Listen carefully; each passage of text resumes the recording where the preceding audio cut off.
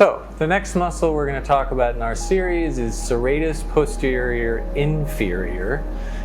This is a muscle group that goes on the back at the lower thoracics, attaches to the spine, into the lower thoracics of the transverse processes, and up into these attachments along the ribs. And they actually come very much into the same attachment points as iliocostalis, which is a vertical extensor of the back.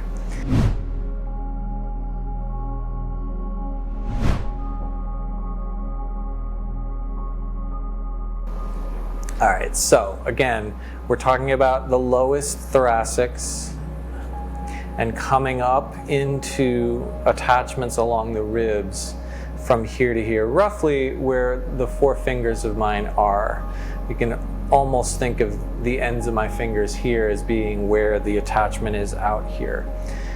And it's a postural muscle, meaning it's generally always on to provide some support, but it's also what I would call a coughing muscle. So if you can imagine these four muscles contracting quickly, they're going to pull these ribs down in space towards the bottom and basically compress the diaphragm really quickly and provide coughing or sneezing or even vomiting, which are all things that we don't think of as all that lovely. Like, they're not things we'd like to do, but they're actually things we have to do sometimes to survive. And so this muscle, I find, for instance, I can tell if somebody just got over a cold if these muscles are really bricked up and barely moving. Or if they've had bronchitis or asthma, I might ask them. If I feel these muscles are really, really tight and unmoving, I might ask, hey, do you have a history with asthma or bronchitis? I'm not always right about that, but often that is, oh yeah, I am. How did you know? Well, it's because I felt that these four little muscles were just completely bricked up.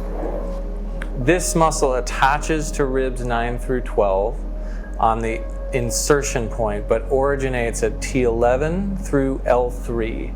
And so you can think of this as crossing into the low back a little bit and coming up and attaching here. And again, if you can imagine that contracting, it's going to be pulling these ribs down quickly and compressing them, which is going to create a cough or a sneeze like action and force the air out.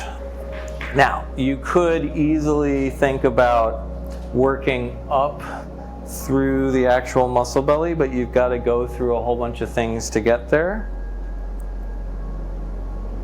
Is that true? Well, no, actually, this is going to be on the surface, below traps, but above spinae erector. And so what I'm doing right now, I'm having to go through traps to get it. You may not get as much contact on the muscle belly itself. However, if you palpate up into this space here, you can find the upper attachments of each of these. And it's going to be a really good spot to get at because you're also going to get iliocostalis.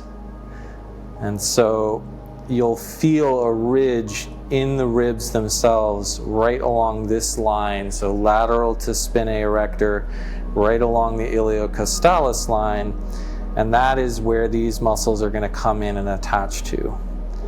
And so you get a little bit of a 2-for-1. You're going to get release of iliocostalis, which I think is also extremely important, and you're going to get release of these coughing muscles. And that is going to really help improve breathing, for one.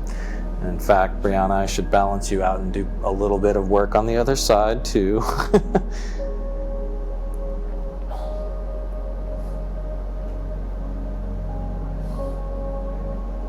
All right.